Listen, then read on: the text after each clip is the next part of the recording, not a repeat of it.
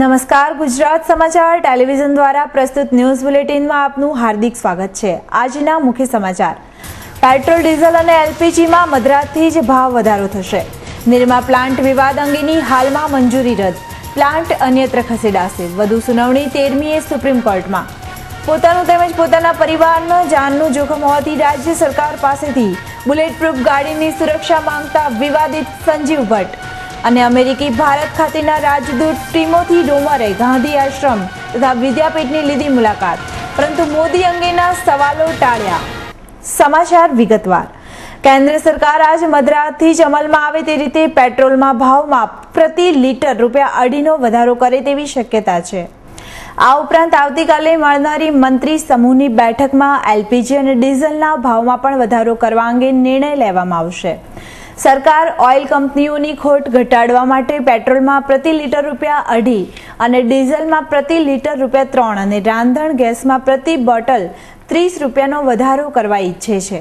અમેરિકાના ભારત ખાતેના રાજદૂત ટિમોથી ડોમર અમદાવાદ આવ્યા હતા। તેમણે આજે ગાંધી આશ્રમની મુલાકાત લીધી હતી, ત્યારબાદ ગાંધી આશ્રમમાં ફર્યા હતા। તે પછી બાળકો સાથે ડિસ્ક થ્રો જેવી રમત રમીને સમય પસાર કર્યો હતો અને ત્યારબાદ પોતાના વ્યૂ વિશે જણાવ્યું હતું કે મને અહીં આવીને ખૂબ જ ગૌરવ અનુભવાય છે, કારણ કે મહાત્મા ગાંધીજીએ સાબરમતી આશ્રમથી મીઠાના સત્યાગ્રહની ચળવળ શરૂ કરી હતી તથા તેમની ક્વિટ ઇન્ડિયા મૂવમેન્ટથી તેઓ જાણીતા થયા હતા, જેથી તેઓ અમેરિકા જેવા દેશના પણ સંપર્કમાં હતા તથા વધુમાં જણાવ્યું હતું કે પ્રેસિડેન્ટ ઓબામા તેમના આભારી છે, તેઓ પણ તેમને આદરથી જુએ છે।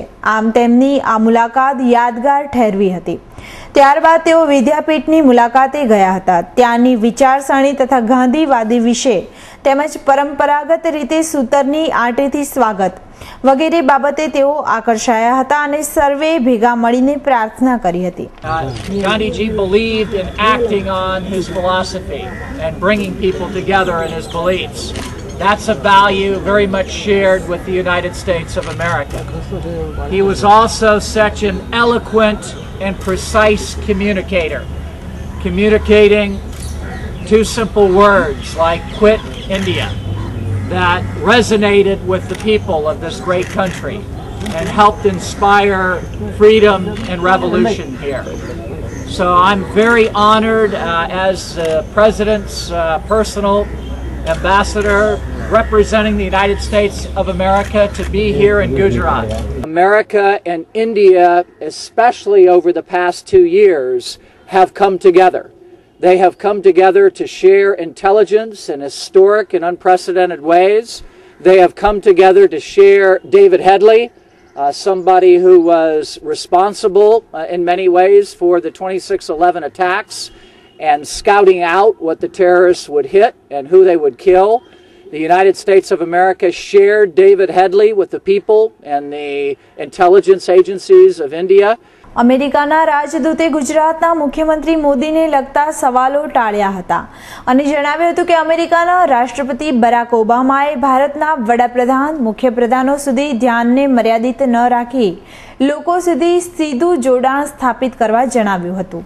મહુવામાં સ્થપાનારા બહુ વિવાદી બનેલા નિરમા સિમેન્ટ પ્લાન્ટ મામલે આજે સુપ્રીમ કોર્ટમાં કેન્દ્રીય પર્યાવરણ વિભાગે એક અહેવાલ રજૂ કરતાની સાથે પ્લાન્ટને અપાયેલી મંજૂરી પાછી ખેંચી લીધી છે અને સુપ્રીમને અપાયેલા અહેવાલમાં કેન્દ્રીય પર્યાવરણ મંત્રાલયે જણાવ્યું હતું કે નિરમા સિમેન્ટ પ્લાન્ટ હાલ જે જગ્યાએ બની રહ્યો છે તે જગ્યાએથી ખસેડવો જરૂરી છે, કારણ કે પ્લાન્ટને ફાળવાયેલી જમીન વોટર બોડીની છે, જ્યારે આ જમીન આપી દેવાથી ખેડૂતોને નુકસાન થાય, જેથી હવે આ કેન્દ્રીય પર્યાવરણનો આ અહેવાલ ખેડૂતો માટે રાહતરૂપ બન્યો છે અને હવે તે સિમેન્ટ પ્લાન્ટની જગ્યા બદલાશે।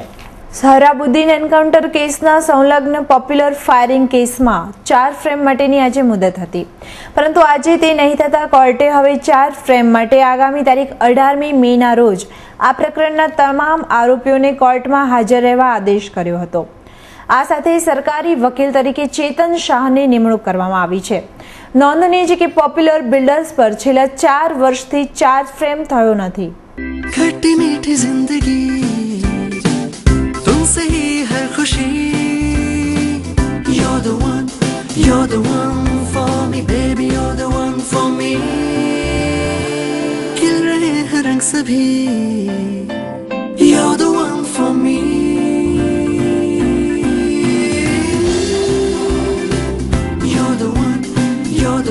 Amul ice cream bars. खट्टी मीठी जिंदगी का हर फ्लेवर। મુખ્યમંત્રી મોદી સામે વિવાદિત સંજીવ ભટ્ટે આજે એડિશનલ ચીફ સેક્રેટરી હોમને પત્ર લખીને જણાવ્યું હતું કે તેમના અમદાવાદ સ્થિત નિવાસ સ્થાને હજુ સુધી કોઈ સલામતી વ્યવસ્થા આપવામાં નથી આવી. આવનાર દિવસોમાં તેમના તથા તેમના પરિવાર પર ખતરો વધવાની વકી છે, ત્યારે તેમના ઉપયોગ માટે બુલેટપ્રૂફ કાર અને તેમના પરિવાર માટે યોગ્ય વાહનની માંગણી પણ સંજીવ ભટ્ટે કરી છે. ભટ્ટે આક્ષેપ કર્યો હતો કે 5મી મે સુપ્રીમ કોર્ટ સમક્ષ સુનાવણીમાં રાજ્ય સરકારે સંપૂર્ણ સલામતી વ્યવસ્થા આપવાની ખાતરી આપી હોવા છતાંય હજુ સુધી તેઓ આ સિક્યોરિટીથી વંચિત છે. જે મને થ્રેટ છે, મારા કુટુંબને જે થ્રેટ છે એ એક અલગ બાબત છે. 16 તારીખે તો મારે ફક્ત કમિશન સમક્ષ પહેલી વાર હાજર થઈને મારે કોઓપરેટ કરવાનું છે કમિશનના પ્રોસિડિંગ સાથે. ધોરણ 12 પછી શું કરવું તેવા કારકિર્દી માર્ગદર્શન પુસ્તકનું વિમોચન રાજીવ ગાંધી ભવન ખાતે ગુજરાત પ્રદેશ પ્રમુખશ્રીના હસ્તે કરવામાં આવ્યું હતું. ઉલ્લેખનીય છે કે ધોરણ 12 પછી જીવનની પ્રગતિ માટે અભ્યાસક્રમોની પસંદગી અતિ આવશ્યક બની જાય છે. હાલના સ્પર્ધાત્મક વાતાવરણમાં ગુજરાતના વિદ્યાર્થીઓ પોતાની ક્ષમતા અનુરૂપ અભ્યાસક્રમ પસંદ કરી શકે અને તેમાં અસરકારક દેખાવ કરે એ માટે સતત 6ઠા વર્ષે કારકિર્દી માર્ગદર્શન પુસ્તકથી માહિતી આપવામાં કોંગ્રેસ પક્ષ આ એક સંનિષ્ઠ પ્રયત્ન કરે છે. આ પુસ્તક વિનામૂલ્યે ઉપલબ્ધ થશે, જ્યારે ગુજરાત પ્રદેશ કોંગ્રેસ સમિતિની વેબસાઇટ www.gujaratcongress.org દ્વારા પૂર્ણ માહિતી પ્રાપ્ત થશે. ઘણી મુશ્કેલી વચ્ચે વિદ્યાર્થી જ્યારે 12મા પછીના અભ્યાસક્રમ માટે મોકલતા હોય તેમને માર્ગદર્શનનો આ રાજ્યમાં ઘણો મોટા પ્રમાણમાં અભાવ જણાતો હતો. ગુજરાત પ્રદેશ કોંગ્રેસ સમિતિ દ્વારા એક સામાજિક હેતુથી ગુજરાતના વિદ્યાર્થી સ્પર્ધાત્મક વાતાવરણમાં પોતાની મનપસંદ કારકિર્દી કરી શકે તે માટે કે વિવિધ અભ્યાસક્રમો જેવા કે મેડિકલ, પેરામેડિકલ, એન્જિનિયરિંગ, ફાર્મસી, અન્ય અભ્યાસક્રમો જે વ્યવસાયલક્ષી છે તેની કોલેજોની માહિતી, એના એડ્રેસીસ ક્યાં આવી છે, એમાં કેટલી બેઠકો છે, એને કેટલા પર્સન્ટેજ એમાં પ્રવેશ અટકો તો ગત વર્ષે, એ તમામ માહિતીનો સમાવેશ કરવામાં આવ્યો. આતંકવાદ, સાંપ્રદાયિકતા અને ભ્રષ્ટાચાર દૂર કરવા માટે તથા રાષ્ટ્રીય એકતા અને બંધુત્વની ભાવના મજબૂત બનાવવાના ભાગરૂપે સ્વ રાજીવ ગાંધીના સદભાવના સંદેશને લોકો સુધી પહોંચાડવાના ઉદ્દેશથી રાજીવ ગાંધી સદભાવના યાત્રા આજે શહેરમાં આવી પહોંચી હતી, જ્યાં all India Rajiv Gandhi brigade Gujarat પ્રદેશ દ્વારા યાત્રાનું સ્વાગત કરવામાં આવ્યું હતું. ત્યારબાદ ઇન્કમટેક્સ, મહાત્મા ગાંધીજીની પ્રતિમા પાસે તેમજ લાલ દરવાજા ખાતે ગુજરાત ચળવળના પ્રણેતા શ્રી ઇન્દુલાલ યાજ્ઞિક જેવા સ્વાતંત્ર્ય સેનાનીઓ કે જેઓએ આ લડત આપીને બલિદાન આપ્યું હતું તેઓને શ્રદ્ધાંજલિ અર્પણ કરી હતી. અને દેશના એકતા અને અખંડિતતા માટેનું રાજીવજીનું જે સપનું છે એ સપનું પૂરું કરવા માટે અમે આ રાજીવજીને માટેનું આ કાર્ય કરીએ છીએ. ભારતમાં પતિ તેમજ પત્નીને સમાન હક મળવા જોઈએ, પરંતુ કાયદાની આંટીઘૂંટીઓથી પત્ની તરફ બચાવનું વલણ વધારે રહેતા હવે પત્ની પીડિત પતિઓએ ઝુંબેશ કરી છે કે આ અંગે સરકાર જવાબ આપે તેમજ બંનેને સમાન હક મળી રહે. જો આમ ન થાય તો તેના માટે પીડિત પતિઓએ દિલ્હીના જંતર મંતર ખાતે અનશન ઉપવાસ પર ઉતરશે. આજે અમદાવાદ ગાંધી આશ્રમથી 50 પીડિત પતિઓ ભેગા થયા હતા અને દિલ્હીમાં બધા રાજ્યમાંથી પીડિત પતિઓ સાથે રહી સરકાર સામે જંગે ચડશે અને જો સરકાર આ અંગે કાયદામાં કોઈ જ સુધારો નહીં લાવે તો તેઓ જેલ ભરો આંદોલન કરશે. જેમ કે મહિલાઓને 498 કો 125 એવી અનેક કલમો સરકારે ઘડી છે, તો પુરુષોને એવો અધિકાર હોવો જોઈએ. દુનિયાની અંદર બે જ મોટા એવા વર્ગ છે, જે સ્ત્રી વર્ગ અને પુરુષ વર્ગ. જે મહિલાને અધિકાર આપ્યો છે એવો પુરુષને અધિકાર હોવો જોઈએ, આવી અમારી માંગ છે. ગુજરાત હાઈકોર્ટે સાબરમતી રિવરફ્રન્ટની આજુબાજુમાં આવેલી ઝૂંપડપટ્ટીને હટાવવા માટેનો સ્ટે આપેલો હતો.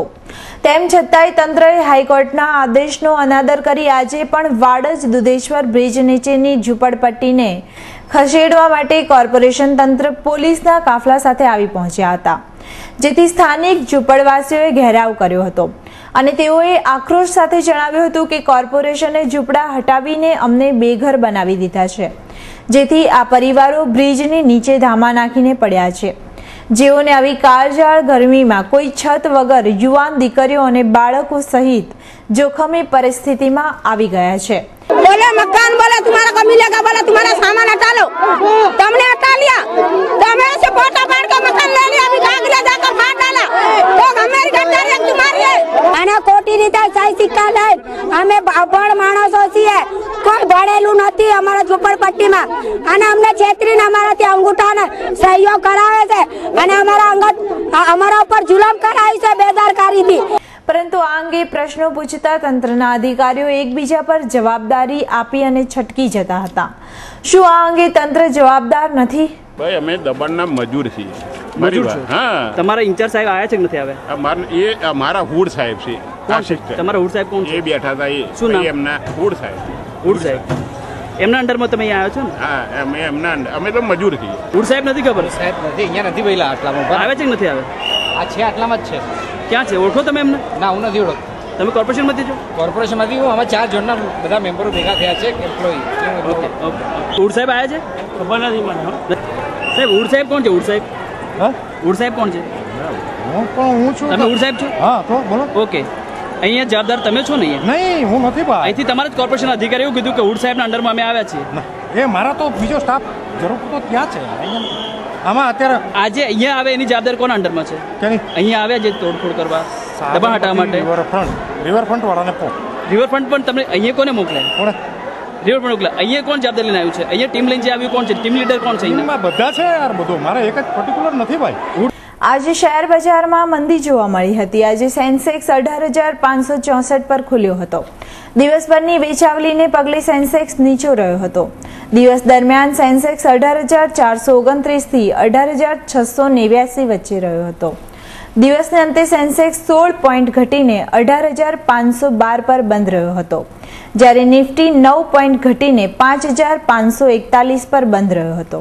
અને હવે જોઈએ આજના હવામાન સમાચાર. આજનું અમદાવાદનું મહત્તમ તાપમાન 41 ડિગ્રી સેલ્સિયસ અને લઘુત્તમ તાપમાન 28 ડિગ્રી સેલ્સિયસ રહ્યું હતું, જ્યારે બરોડા મહત્તમ 38 ડિગ્રી, લઘુત્તમ 27 ડિગ્રી, સુરત મહત્તમ 33 ડિગ્રી, લઘુત્તમ 26 ડિગ્રી, રાજકોટ મહત્તમ 38 ડિગ્રી, લઘુત્તમ 25 ડિગ્રી અને ભુજનું મહત્તમ તાપમાન 37 ડિગ્રી સેલ્સિયસ અને લઘુત્તમ તાપમાન 25 ડિગ્રી સેલ્સિયસ રહ્યું હતું.